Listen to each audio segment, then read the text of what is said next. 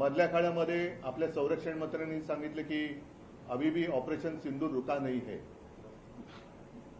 एकूणच ते जे काही वातावरण होतं हे वातावरण आपल्याला काही नवीन नाहीये, कारण थोड्या थोड्या दिवसांनी म्हणा काही वर्षांनी म्हणा पाकिस्तान आपल्या देशावरती आतंकवादी हल्ले करतं, त्यावेळेला आपण सगळे उठून जागे होतो, सरकार पण चौताळल्यासारखं उठतं, आपले सैनिक शौर्य गाजवतात आणि याही वेळेला ज्या बातम्या येत होत्या त्या बातम्या जवळपास पाकिस्तान आपण पादाक्रांत करतो आहोत अशा स्वरूपाच्या बातम्या होत्या।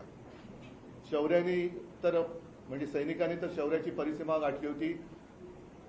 अचानक काय झालं, कुठून कळ फिरली काय सांगता येत नाही। ट्रम्प म्हणतायत की त्यांनी युद्ध थांबवलं, व्यापारासाठी युद्ध थांबवलं। वातावरण म्हणजे मला आठवते की त्याच सुमारास आपल्या देशाचं नाव भालाफेकीमध्ये उज्ज्वल करणाऱ्या नीरज चोप्रानी एक पाकिस्तानी प्रशिक्षक आपल्या देशात बोलवला होता। आता ते आमंत्रण त्यांनी कधी दिलं होतं, द्यायला हवं होतं की नव्हतं, त्याच्यानंतर तो प्रशिक्षक तर काय आलेला नाही। पण त्या नीरज चोप्रांना जे काही अंधभक्त आहेत त्यांनी देशद्रोही बोलण्यापर्यंत मजल गाठली होती। त्याचा मनस्ताप त्यांना काय झाला असेल याची मला कल्पनाही करवत नाही। पण आता अचानक असं काय झालं की पाकिस्तान बरोबर आपण युद्ध पुकारलं होतं आणि त्याच पाकिस्तान बरोबर उद्या क्रिकेट मॅच खेळतो आहोत। तुम्हाला सगळ्यांना कल्पना आहे की ऑपरेशन सिंदूर केल्यानंतर जगभरामध्ये आपल्या पंतप्रधानांनी सर्वपक्षीय शिष्टमंडळ पाठवली होती। कशासाठी? तर आमची लढाई आतंकवादाच्या विरुद्ध आहे आणि आमच्या देशात आतंकवाद पाकिस्तान फैलवतो आहे। आता नेमकं मोदीजींचं काय म्हणणं आहे? मला असं वाटतं की ही देशभक्तीची थट्टा आहे, नुसती थट्टाच नाही तर देशभक्तीचा हा व्यापार चाललेला आहे। देशभक्तीचा व्यापार, यांना व्यापारापुढे देशाची सुद्धा आता काही किंमत राहिलेली नाहीये। राजनाथ सिंगना मला विचारायचंय आणि अमित शहाना सुद्धा मला विचारायचंय की तुम्ही आता हे युद्ध थांबवलंय हे जाहीर करणार आहात का?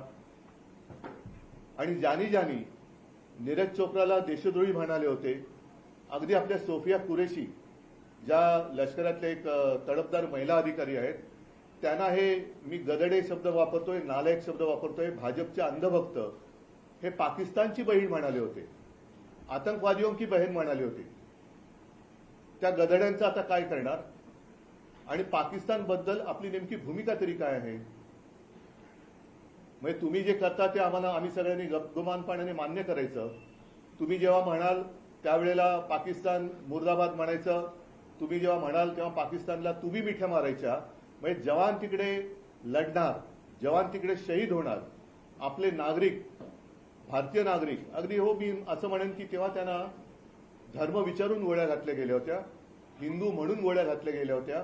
आणि हे जर सत्य आहे तर भाजपच्या लेखी, पंतप्रधानांच्या लेखी देशाची आणि हिंदुत्वाची काही किंमत आहे की नाही? का हिंदुत्वापेक्षाही देशापेक्षाही त्यांना व्यापार मोठा वाटतोय? हे त्यांनी स्पष्ट केलं पाहिजे। आणि असं काही नाहीये की जे म्हणाले होते ना की खून और पाणी साथ में नहीं बह सकता, म्हणून मी म्हटलं की असं काही नाहीये की एखाद्या खेळावरती आपण बहिष्कार टाकला म्हणजे काही लगेच जागतिक संकट ओढवतंय, अजिबात नाहीये। यापूर्वी सुद्धा अशा घटना घडलेल्या आहेत।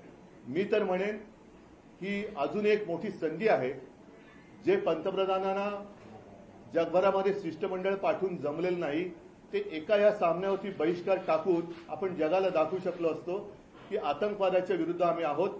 आमच्या देशामध्ये पाकिस्तान हा दहशतवाद फैलावतो आहे, दहशतवादी घुसवतो आहे आणि जोपर्यंत पाकिस्तान या कारवाई थांबवत नाही तोपर्यंत आम्ही पाणीच काय कोणतेही संबंध पाकिस्तान बरोबर ठेवणार नाही।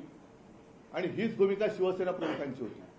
मला आठवतंय मी स्वतः तेव्हा हजर होतो, जावेद मियादाद इकडे आले होते किंवा आला होता, त्याला तोंडावरती ठामपणाने बाळासाहेबांनी सांगितलं होतं, हिंदू हृदय सम्राटांनी सांगितलं होतं की हे सगळा फालतूपणा बंद कर, जोपर्यंत पाकिस्तान आमच्या देशाशी नीट वागत नाही तोपर्यंत क्रिकेट वगैरे मी माझ्या देशात होऊ देणार नाही। आणि मग मला आज खरोखर सुषमा स्वराज यांची आठवण येते. त्या परराष्ट्र मंत्री होत्या आणि आत्ताचे जे आहेत जयशंकर, नुसतं नावात शंकर आहे, बाकी काय करतात कल्पना नाही मला. जयशंकर, कसला जय आणि कसला शंकर. हे जयशंकर तेव्हा त्यांचे मला वाटतं अधिकारी होते, सेक्रेटरी होते. त्याच्यानंतर दुसरं जे म्हटलं जातं की त्यावेळेला सरदार पटेल हे पंतप्रधान हवे होते. मला तर असं वाटतं की आज सरदार पटेल हे पंतप्रधान पाहिजे होते, कारण सरदार पटेल जर का असते तर आजपर्यंत पाकिस्तान शिल्लक राहिला नसता आणि पाकिस्तानबरोबर क्रिकेट खेळण्याचाही प्रश्न उभा राहिला नसता. आणि म्हणूनच मला आता तुमच्या सगळ्यांच्या माध्यमातून तमाम देशवासियांना एक आवाहन मी करतो, म्हणजे विनंती करतोय. उद्या शिवसेनेच्या वतीने आम्ही एक निषेध तर व्यक्त करतोच आहोत. हा निषेध राज्यभर होईल. मी तर म्हणेन संपूर्ण देशात जे जे देशभक्त आहेत त्यांनी हा निषेध केला पाहिजे. या हल्ल्याचं किंवा आपण जी पाकिस्तानवरती चढाई केली होती त्या हल्ल्याला प्रत्युत्तर म्हणून जी चढाई केली होती त्याला ही नावं चांगली ठेवतात. ऑपरेशन सिंदूर, मग ऑपरेशन महादेव. आता उद्याच्या मॅचला यांनी काय नाव ठेवले हे त्यांनी सांगावं. पण घर घर सिंदूर ही एक मोहीम ते राबवणार होते. हर घर सिंदूर भाजपवाले, आणि त्याचा तीव्र निषेध झाल्यानंतर त्यांना ती मोहीम गुंडाळावी लागली. आता हर घर से सिंदूर हा मोदींना पाठवला पाहिजे. आम्ही तर पाठवतोय. उद्या रविवार आहे, उद्या संध्याकाळी मॅच आहे. उद्या सकाळी साधारणतः 11च्या सुमारास राज्यभर शिवसेनेच्या महिला आघाडीतल्या सगळ्या कार्यकर्त्या या मोठ्या चौकात जमतील आणि एक मोठ्या डब्यात सगळ्या जणी सिंदुराच्या पुढ्या त्याच्यात टाकतील आणि हे सगळे डबे राज्यभरातून मोदींना त्यांच्या पंतप्रधान कार्यालयामध्ये नजीकच्या पोस्ट ऑफिसमधनं, कारण त्याच्यात खासगी कुरिअर नेते जात नाही, त्याच्यामुळे ते जे काही अधिकृत मार्ग असेल त्या अधिकृत मार्गाने पंतप्रधान मोदींना हर घर से सिंदूर आता उद्या आम्ही पाठवणार आहोत. मी सर्व देशवासियांना सांगतोय की आत्ताच ही वेळ आहे. ही वेळ अशी होती किंवा आहे, अजूनही आहे, अजूनही वेळ गेलेली नाही. मोदींनी दमदारपणाने सांगायला पाहिजे नाही होगा, ये नहीं हो सकता. नाहीतर मग तुम्ही एका बाजून जाऊन गपचूप केक खाऊन यायचा आणि लढायला सैनिकांनी जायचं. इकडे रस्त्यावरती देशभक्तीचे गाणे आणि पोवाडी, म्हणजे मी तर असं ती टाइम्स ऑफ इंडियाची बातमी आहे. थट्टा थट्टा म्हणजे किती थट्टा करायची. आज टाइम्स ऑफ इंडियामध्ये बातमी आलेली ही की आता गणपती झाला, आता नवरात्री येत आहेत, विक्रोळीला भाजपच्या माध्यमातून मराठी दांडिया, मी आजपर्यंत तरी गुजराती लेझिम ऐकलेलं नाही, पण मराठी दांडिया ते करणार आहेत आणि त्या मराठी दांडियाची थीम ही सिंदूर असणार आहे. एवढा निर्गुणपणा, एवढा निर्लज्जपणा. म्हणजे तिकडे माता भगिनींची, म्हणजे आपल्या भगिनीच तरुण तरुण मुलींची तिकडे सौभाग्य उजाडलं गेलं. ते दृश्य तुमच्या माध्यमातून जी काही दिसली ती अजून देखील डोळ्यासमोरून हालत नाहीये. त्यांचा आक्रोश आजही कानामध्ये आपल्या घुमतो आहे. आणि हे निर्लज्ज देशभक्तीच्या नावाने सिंदूर वाटप काय करतायत, दांडिया काय खेळतायत. मग उद्या जे जे त्यांची मॅच बघायला जातील, एक गोष्ट मला जरा दिलासादायक वाटते की दरवेळेला हिंदुस्थान पाकिस्तानची मॅच म्हटल्यानंतर काही मिनिटांमध्ये तिकीट विक्री हाऊसफुल व्हायची. आणि आजपर्यंतची जी बातमी आहे की अजूनही म्हणावा तसा प्रतिसाद या मॅचला मिळालेला नाही. मग मला मोदींना प्रश्न विचारायचा आहे की तुमचे सगळे आंडूपांडू लोक आजूबाजूला बसलेत, म्हणजे अगदी बीसीसीआयचे जय शहा सुद्धा, जर नीरज चोप्राला तुम्ही देशद्रोही म्हणणार असाल तर उद्या जय शहा तिकडे गेल्यानंतर जय शहा सुद्धा देशद्रोही आहे का, याचं उत्तर आम्हाला पाहिजे. आणि जी लोक इकडे मॅच बघायला जातील ते देशद्रोही आहेत का?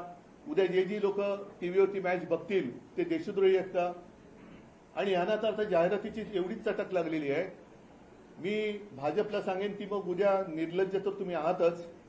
जो हिंदुस्थान पाकिस्तानचा क्रिकेट सामना चालू असेल त्यावेळेला तुम्ही तुमच्या दांडियाची जाहिरातमध्ये टाका ऑपरेशन सिंदूरची, आणि दांडिया आहे सगळ्यांनी या, कारण ते करू शकतात.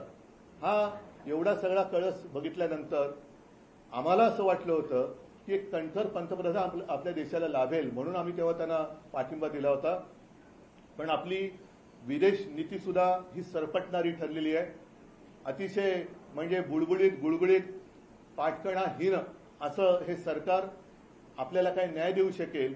आणि पाकिस्तान तर सोडाच, पण पाकव्याप्त काश्मीर आपल्या देशात परत आणू शकेल यावर आता माझा विश्वास नाही राहिलेला. तुम्ही जावेद मियादाचा जो उल्लेख केलात, मागच्या वेळेस मुख्यमंत्री बोलताना म्हटले होते की ज्यांनी मातोश्रीवरती पाकिस्तान क्रिकेटर्सना बोलवलं त्यांनी आम्हाला याविषयी सांगू नये असं मुख्यमंत्र्यांनी बोललं. मी मुख्यमंत्र्यांच्या बोलण्याला किंमत का देत नाही, कारण ते यावेळेला नव्हते, मी स्वतः होतो. आणि जावेद मियादादला तोंडावर बाळासाहेबांनी सांगितलं होतं, त्याच्याकडे नवाज शरीफकडे जसे मोदी गेले होते त्यांचे नेते आणि गपचूप जाऊन केक खाऊन आले होते, त्या आणि जिनाच्या थडग्यावरती डोकं टेकणारे ज्यांचे नेते आहेत त्याने मला देशभक्ती शिकवण्याच्या भानगडीत पडू नये. मला उद्याच्याबद्दल बोलायचं आहे. उद्धवजी, पण तुम्ही आता भाजप आणि सरकारवर टीका करता, तुम्ही देशातल्या क्रिकेटपटूंना काय आव्हान द्या, कारण तेही खेळणार आहेत. शेवटी असं आहे की अगदी हरभजन सिंग पण आता म्हणाले की हे होता कामा नये. मध्ये सौरभ गांगुली पण बोलले होते. आणि शेवटी काय होतं की त्यांनी जरा काही करायचं म्हटल्यानंतर आज सुद्धा ते सगळ्या क्रिकेटच्या नाड्या जयशाहच्या हातात आहेत. तो त्यांना पूर्णपणे म्हणजे देश हारला काय जिंकला काय, पण माझ्या विरुद्ध बोलला असता घरी जा.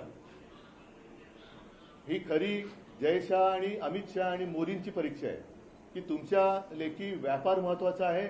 उद्या क्रिकेटच्या सामन्यातून जो काही रेव्हेन्यू मिळणार आहे, म्हणजे आपल्याकडनं सुद्धा कुठला तो फायनलचा सामना होता तो मुंबईचा त्यांनी अहमदाबादला नेला होता पैशासाठी, तर त्यातून मिळणारे पैसे तुम्हाला देशापेक्षाही प्यारे आहेत का?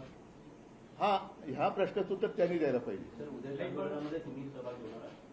महिला सगळ्या उतरणार आहेत, कारण सिंदूर आहे. माझं कुंकू माझा देश ही त्या आमच्या आंदोलनाची किंवा जो काही निषेध करतोय त्याची ती एक शीर्षक आहे. पण उद्धवजी, जसं भारत पाकिस्तान युद्ध आणि आताही आपल्या जशी लष्करानं कामगिरी केलेली आहे, भारत पाकिस्तान क्रिकेट सामन्याकडे युद्ध म्हणूनच बघितलं जातं आणि अनेकदा भारतीय संघानं हा बकवास आहे क्रिकेट रसिकांची हा बकवास आहे. मध्ये कोणीतरी एका जबाबदार अधिकाऱ्याने व्यक्त केलं होतं की मॅचमध्ये विकेट किती गेल्या महत्वाचं नाही, सामना जिंकलं की नाही. मला त्यांच्या आपलीची क्यू करावीशी वाटते. विकेट गेली तरी पुढचा सामना तो खेळू शकतात. इकडे शहीद झाल्यानंतर तो बिचारा त्याचं घरदार उजाडतं, तो पुन्हा उभा नाही राहू शकत. त्याच्यामुळे क्रिकेटमधली विकेट आणि शहीद होणं याच्यातला फरक हा फार मोठा आहे. त्याच्यामुळे क्रिकेट आणि युद्ध या सगळ्या गोष्टी या भंपकपण आहे. यांना व्यापार करायचा आहे. यांनी देशभक्तीचा व्यापार सुरू केलेला आहे. टीवी पे जानना चाहेंगे, कल भारत और पाकिस्तान का मैच होने वाला है, इसको लेकर शिवसेना लगातार आपत्ति जाहिर करती रही है, किस बात पर आपत्ति है? नहीं, हमने एक निवेदन भी मैं प्रसारित करने जा रहा हूं, हिंदी में है. और हिंदी में इसलिए है कि अन्य राज्यों में भी हम क्या कर रहे हैं, क्यों कर रहे हैं, इसकी जानकारी मिलनी चाहिए. कल ये दुर्भाग्य की बात है कि बीच में मैं इसलिए कह रहा हूं कि कुछ ही दिन हुए हैं, 3-4 महीने हुए होंगे. पहलगाम में जो आतंकवादी हमला हुआ उसमें हमारे नागरिक, हिंदुस्तानी नागरिक जिस तरीके से मारे गए, हमारी बहनें, उनका सिंदूर, सौभाग्य उजाड़ा गया. आज भी वो घाव भरा नहीं है. और उसका उत्तर देने के लिए हमारे सरकार ने एक कार्रवाई की थी पाकिस्तान के ऊपर. पाकिस्तान के ऊपर क्यों की? आतंकवाद का हमला सामना अगर करना है तो पाकिस्तान के खिलाफ क्यों? क्योंकि इसलिए पाकिस्तान हमारे देश में आतंकवाद फैला रहा है, आतंकवादी हमले कर रहे हैं, हमारी माताएं बहनें जो है उनका सौभाग्य जो है उजड़ रहा है. अब ऐसा नहीं चलेगा. हमेशा हम तो कहते हैं, लेकिन सिर्फ कहते हैं, करते कुछ नहीं है. अब समय तो था, हमारी सेना अंदर घुसी भी थी, हमले भी अच्छे हो रहे थे, कर रहे थे. और एक समय ऐसा आया था कि सबको ऐसे लग रहा था कि वो जो हमारा सपना था, हिंदुस्तान पाकिस्तान अखंड भारत, वो हो जाएगा. अभी बस 1-2 दिन में वो हो सकता है. अचानक क्या हुआ पता नहीं, लेकिन जो हमारी सेना वहां पाकिस्तानियों को खदेड़ रही थी, उनको रोका गया. तो ये वॉर किसने रुकवा दी? जैसे एक एडवर्टीजमेंट थी ना, वॉर रुकवा दी पापा. तो क्या इन्होंने ऑपरेशन सिंदूर भी रुकवा दिया? ये पापा कौन है? ऑपरेशन सिंदूर भी रुकवा दिया है क्या? नहीं है ना. और तब भी तब हमारे प्रधानमंत्री जी ने कहा था कि खून और पानी साथ में नहीं बह सकता। अगर खून और पानी साथ में नहीं बह सकता तो क्रिकेट और खून कैसे बह सकता है साथ में? जंग और क्रिकेट, खेल और जंग एक साथ कैसे खेले जा सकते हैं? तो ये तो सब बकवास है। इन्होंने देशभक्ति का व्यापार किया है। देशभक्ति का व्यापार, सिर्फ पैसा चाहिए।